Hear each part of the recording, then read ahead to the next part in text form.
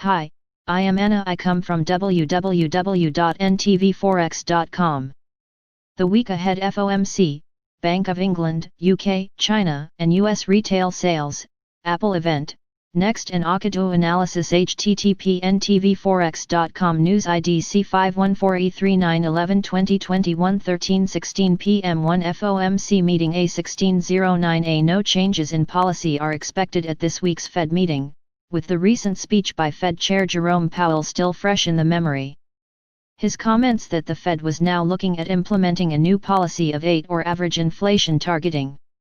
This means that central bank policymakers would be prepared to tolerate prices rising above 2% for periods of time to compensate for other periods of time when inflation is running below target. How successful this will be remains to be seen, given that this isn't much different to what central banks have been doing for the past 12 years, with the only difference now being that central banks are openly acknowledging it. These comments merely confirm that the Fed is less concerned about its inflation mandate than it is on the employment component of their mandate.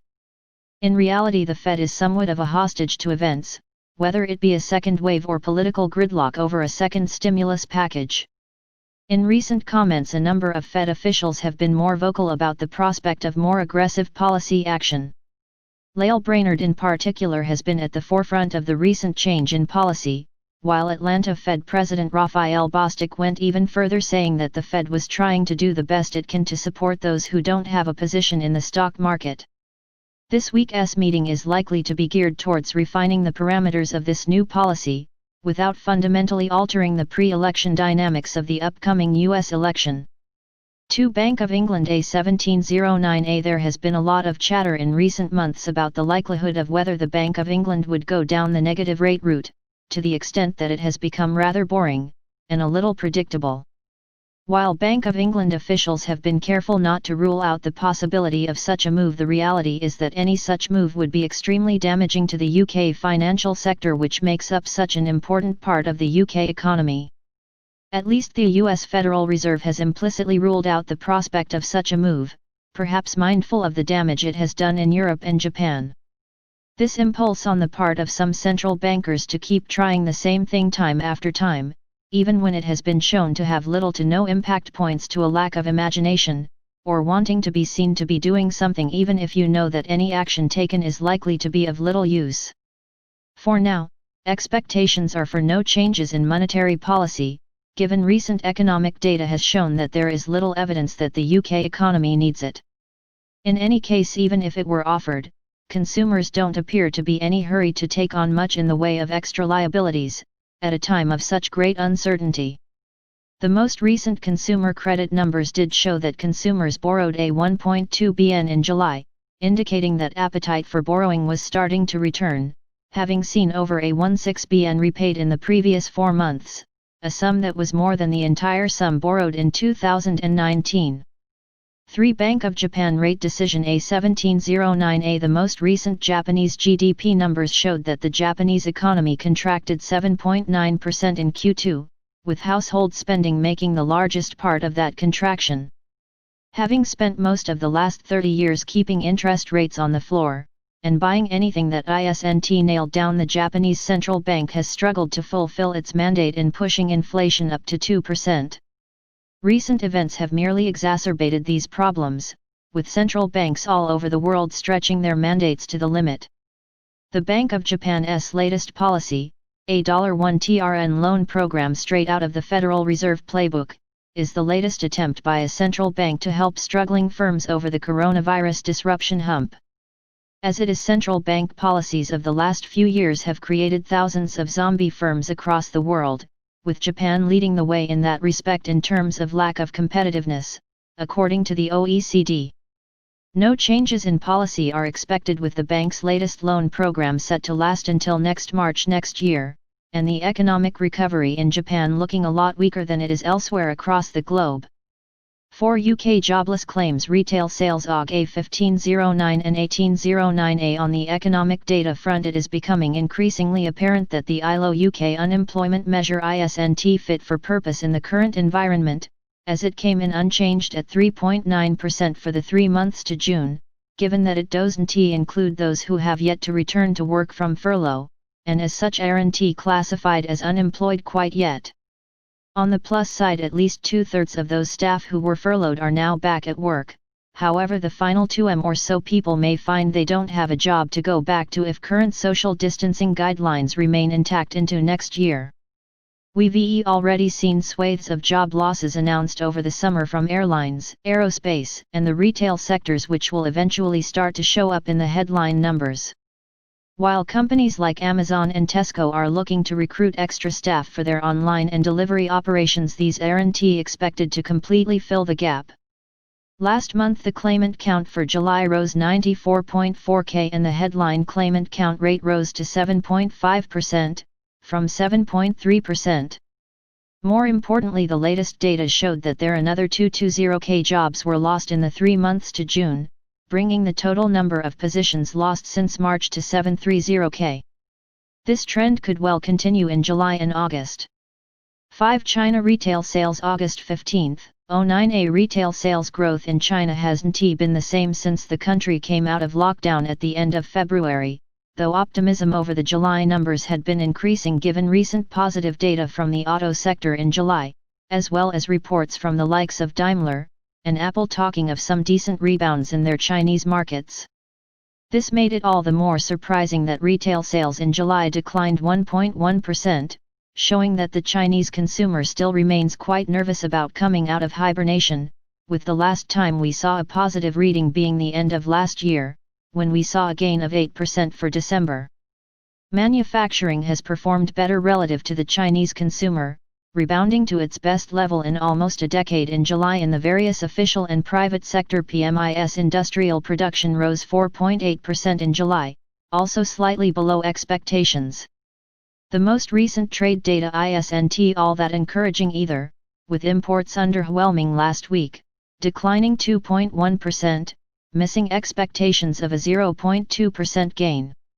As we look ahead to the latest August numbers, expectations are for no change in retail sales, while industrial production is expected to rise by 5.2%.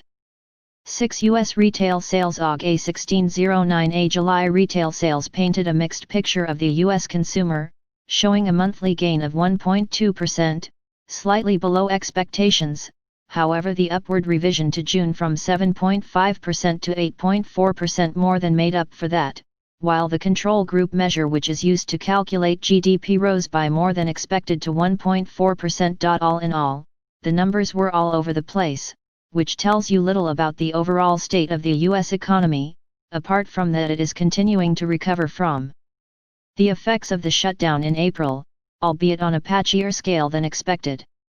The resilience of the labor market ought to bode well for the August retail sales numbers. However, the expiry of the $600 a week unemployment top-up could well impact spending patterns for this month, particularly since consumer confidence fell sharply to 84.8, its lowest level since mid-2014. Expectations are for a gain of 1.3%, which seems a touch optimistic. 7. Ocado Q3 sales A1509 has had a number of problems over the years, but its share price has proved to be resilient, with new record highs in August despite the business not yet having posted a profit. Ocado's strength lies in its unique technology, which has received a significant boost as a result of the coronavirus pandemic. Recent fires at distribution warehouses put constraints on capacity, as well as costing the company more than $100 million. However, the deal with Marks & Spencer is likely to see revenues increase. At the end of February, the company said it expected to grow retail revenue for the upcoming year by 10% to 15%. In April, Ocado had to close down its website in order to deal with increased demand from online traffic, while in June the company raised another $1 billion in the form of a share and convertible bond placing to make speedier infrastructure upgrades, $600 million of which it plans to spend this year. In its H1 numbers, the company saw group revenue rise by 23.2% to $1.08 billion, with retail revenue rising by 27.2% to $1.02 billion, despite the website shutdown. Fees from its international business jumped by 58% to $73.7 million, helped by an increase in capacity in its French and Canadian business operations. These revenue gains came at a price as earnings fell 36%, and the company slumped to a pre-tax loss of $40.6 million. Will this week's Q3 sales numbers build on the decent start in the first half of the year, with the MMS deal now up and running? 8 Next plc AH121A1709A retailers have had an awful time of it in recent months, clobbered by changing consumer behavior. The last straw for an already struggling sector came with the lockdowns caused by the coronavirus pandemic, which is now starting to manifest itself into hundreds of thousands of job losses across the sector. When Next reported in January, it expected that pre-tax profits would come in at $734 million for 2020, a figure that was quickly consigned to the bin, as the UK economy shut down. In April, the company revealed that sales of full-price clothing fell 52% in the 3-month period from the end of January to April. When Next reported in July, Q2 sales showed a decline of 28%, a slightly better than expected performance, with online and warehouse divisions starting to return to normal capacity. Online like-for-like sales actually showed a rise of 9% in Q2, with retail store sales unsurprisingly down 32%. Management said that for the second half of the year they would be looking to augment and enhance the picking capacity of the warehouse operations in order to improve the online business, and especially delivery times, which have suffered due to the extra workload. Full-year profit before tax is now estimated to come in at $195 million. 9 FedEx Q1 21A1509A. At its last set of numbers, FedEx saw a bit of a mixed bag, however that didn't stop its share price from surging higher, despite annual revenues coming in below the levels we saw in 2019. While its residential business did well with the explosion in online deliveries, its commercial division was hit by the shutdown in the civil aviation sector. Additional safety measures saw the company incur pandemic-related costs of $125 million, which has seen its margins shrink from 6.4% in 2019 to 3.5% in 2020. Despite these extra costs, profits in Q4 still managed to beat expectations at $2.53, topping the $1.52 forecast, while revenue also rose, coming in at $17.4 billion. Expectations for Q1 are for profits to come in at $2.52. 10 Adobe Q3 20A1509A. Another tech stock that has seen its stock price surge to record highs this year, due to the surge in home working. The company that is the home of the ubiquitous Adobe Reader app, as well as Photoshop, and other digital marketing tools, has seen its revenues surge in recent months. It is already on course to easily beat last year's annual revenue numbers of $11.17 billion, helped by its diversified product mix of digital media and cloud business and print and publishing. Its cloud business in particular has been growing strongly, with growth in both tools for designing and publishing creative content for photographers and graphic designers to products that deliver functionality in advertising, marketing and analytics. Q3 profits are expected to come in at $2.41. 11 Apple Product Event A1509A. This week's Apple event will be closely scrutinized for details of new products, as well as various upgrades. There is some speculation we could see upgrades to the iPad and Apple Watch, as well as the new iPhone 12. We've been waiting for some time for Apple to outline its plans for a 5G model. However, given the recent disruption caused by COVID, this deadline could well slip. The success of the new iPhone SE could well prompt Apple to focus more on the lower end of the iPhone market when it comes to its new iPhone 12, given the current global slowdown. In focusing its attention on the lower end of the market, along with improved services, revenues does appear to have paid off in the short term. However, the Apple TV product still needs to see significant investment if it is to take on the likes of Netflix and Amazon in the longer term. Apple certainly needs to do a lot more to justify its current $2 valuation, and while the recent share split has made the shares cheaper and as such, more readily available to so-called Robinhood traders, there is a risk that its current valuation isn't truly reflective of the underlying fundamentals. Subscribe our channel to receive the news as soon as possible. Thank you for watching. If you want to read real-time news, Text messages to MT5 Expert Advisors page at https://m.me mt5.expert.advisors.